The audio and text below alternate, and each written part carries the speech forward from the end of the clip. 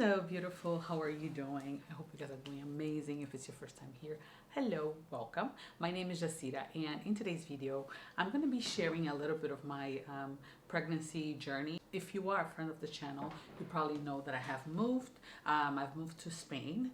I've been in Spain for the past, 7 to 8 weeks already. Speak a little bit more in detail on what's been happening, and then towards the end of the video, I'm going to be revealing the sex of the baby in a very, let's say, Jacira way. Family and I moved back to Luanda, Angola, my husband and our son. Due to my job, yes, I had to go back to my affiliate. I found out in November that I was pregnant, a few days, I think 2 days prior to Oliver's second birthday. And let me tell you that I freaked out.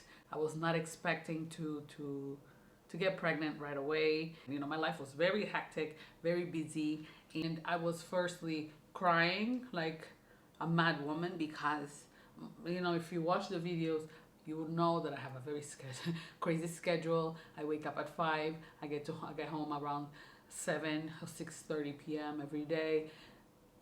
It was just a lot going on. And firstly, finding out I was pregnant, that was a shocker. Not that I wasn't having sex. You have, to get pregnant, you have to have sex, which I was clearly having. And I wasn't taking any birth control or anything like that because I've been taking birth control for a really long time. I think since I was 19 and stopped at 30. When I got married, I stopped. And so I wanted to just give my body a break from all those hormones. And so I told my doctor that I didn't want to take it. And we managed to not get pregnant throughout that period. And then when we started trying for a baby, it wasn't easy at all. I think we struggled with infertility, so to speak, for maybe 2 years.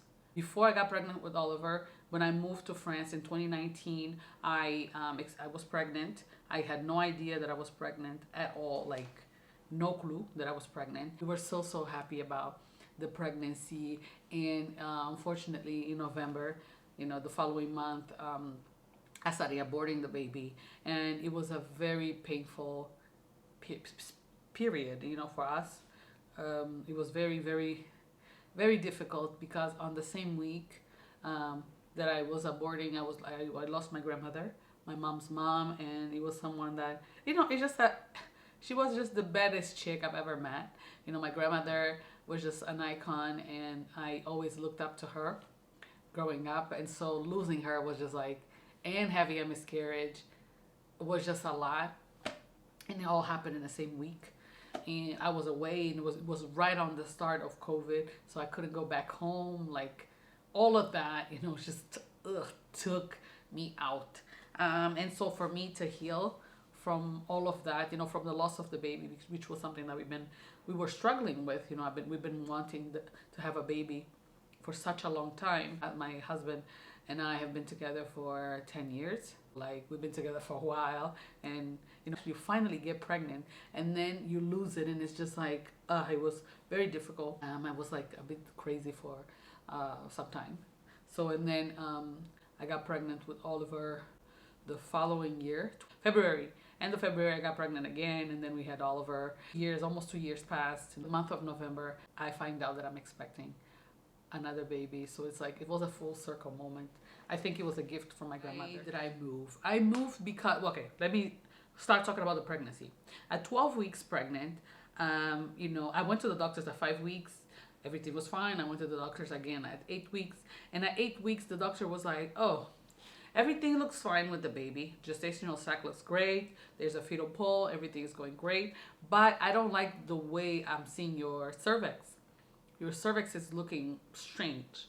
And I was like, okay, what does that mean? But, she was very cold. She was not very specific. She was I felt almost as if she was rushing me. I had booked an appointment with her for like weeks in advance, and, she didn't even know my name. And, I was just like, what? I'm not feeling this lady.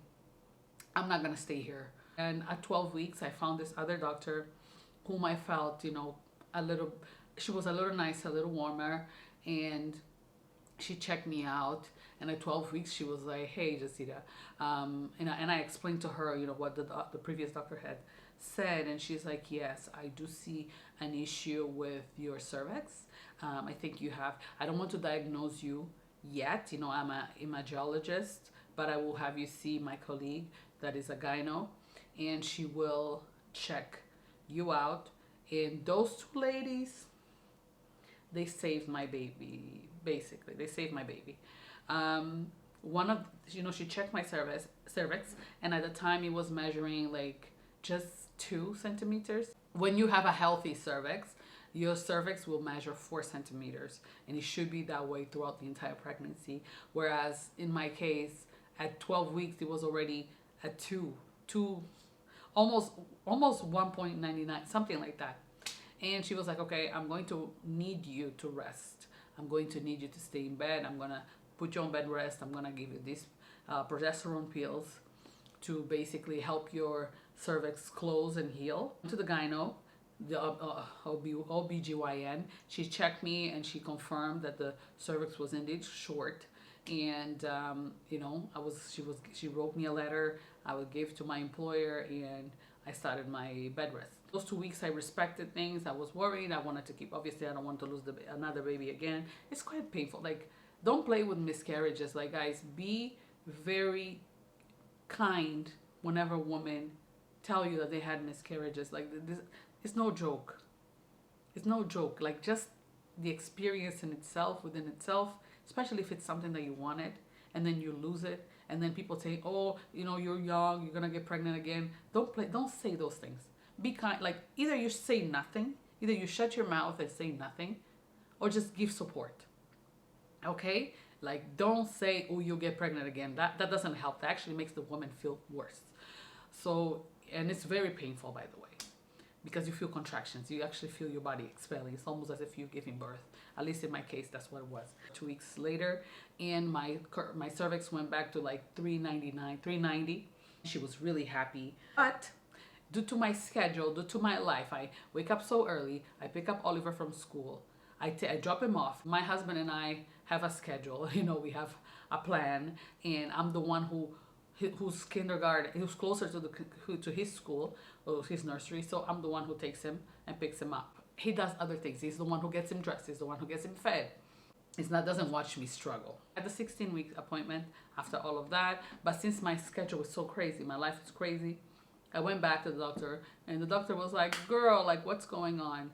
Your cervix is reducing again. Things are not looking good again at 16 weeks. Like, what am I going to do with you? So she's like, okay, I'm going to give you again some progesterone to put in vaginally. By the way, the first time I was taking the pills orally, and then at 16 weeks she was like, nah, these need to be inserted vaginally every day, twice a day, and this is where we're going to be at. So I did that. I abided. I listened. I was really scared and worried, because he was like, Jacira, stop. Like, why are you not respecting? Why are you not listening to your body? And let me tell you that all the while, I was feeling tired. I was sleepy and everything, but I kept on pushing, and pumping. Because it's just that's just the bad girl that I am. I wasn't respecting my body. When I started putting the vaginal progesterone, guys, I got the craziest eczema flare-ups. It was so bad. I felt horrible. My whole face was peeling. I couldn't, the confidence to film videos was down the drain. But I respected and I stayed. I started doing a little bit of teleworking, really heed to what the doctor was saying. But then I eventually got off of that, and I started going back to work every day, and I started going back to my crazy schedule and doing all the 1 million things all at once. That was a day, I said 20 weeks. I felt a really intense pain on my side. I was just like, oh my goodness, like, whatever this was, it wasn't good. I crawled into bed. I had an appointment for my 20 weeks with my doctor. And that's when things got really, really real. When she sat me down and she asked me, why are you trying to lose this baby? Why, Jacira? Like, why are you doing this to your body? Why aren't you listening to your body? Why are you not taking things as seriously as you should? Today, at 20 weeks, your cervix is measuring I think it was 1.5 centimeters, and you have dilated. You are dilated 2 centimeters, guys. My husband was with me on this appointment. My world just came crumbling. Like, I just felt so powerless. I felt so stupid. I felt so angry at myself because I didn't even know why I was in, because I wanted to be a good professional.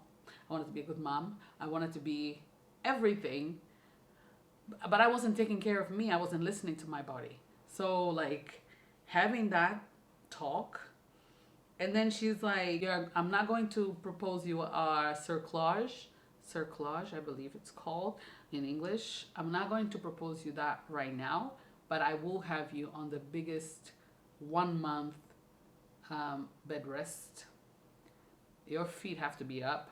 You have to be putting this suppositories every 8 hours, non-stop.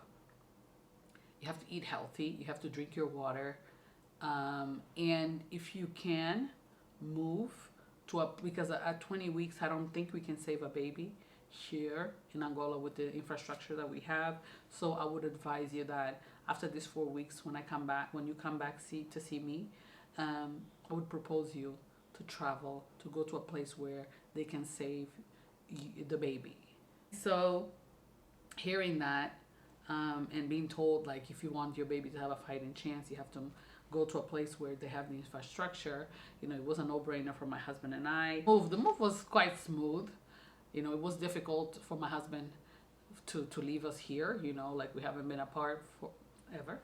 And so this was tough, emotionally. We found someone to support us with Oliver, and she's been great. And Oliver started talking. I have my family. I have people in the house that help us with loads of stuff, which is amazing. And coming to Spain and then having to find a new doctor. And I Googled. I found an amazing one. It wasn't the first one. I started reading the reviews. I called. I booked an appointment. And the minute I met her, I felt like, yes, this is the one person that will help me bring my child to the world. And her excitement, her expertise, like her knowledge, and she wanted to hear my entire history. She didn't only want to know about this pregnancy. She asked me for all the paper, all documentation, which I did give her, but she wanted to know about Oliver's pregnancy as well, which I informed her on. And she's like, okay, so anything else I should know? She had me do a bunch of exams, and I felt at ease. I felt like, okay, I can relax. Giving me progesterone, so I'm still taking that. Luckily, the eczema has cleared up, at least for my face it has. On my neck, I think I just have the scars from the flare-ups that I had initially. I guess now we can talk about the most fun part of the video, which is the sex. Got some things, like from Hermès. Why Hermès? Because I did the same thing with Oliver, actually. No, actually, Oliver was already born when I started, the Hermès journey. I guess, what am I having? They didn't have a box for this item, but now let's do a box. Yeah. Here it is. This is something that Oliver has, and I'm still hunting down the store for the bigger one. Guys, I am having a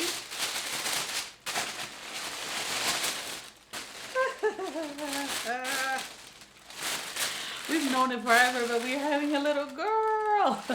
We're having a little girl, and I'm a sucker for things like this, because I know that when towels and things for babies are of good quality, they will last you forever. I saw this and I couldn't resist. It was so cute. And poor thing, she's gonna be born in the summer, so I don't even know how it's gonna work out, but look, this is so cute. I couldn't even resist. I'm the worst. I am. This is so adorable. Look at these booties. with horses in it. Ah. Lastly, it's just something that goes, it's basically a set that goes with this one. And it is a smaller towel. I'm still hunting the longer version, the bigger version. Oliver has them all, so baby has to have them all as well. So here it is, you know, it's just for her to clean her up. It's just so adorable to me. Like, guys, I can't believe I'm having a baby girl. Like, God has been so faithful to us. Like, the entire process, like, whenever something crazy is about to happen, I had a sign, and I just feel so blessed. I just feel so blessed. Because now I can stop having children.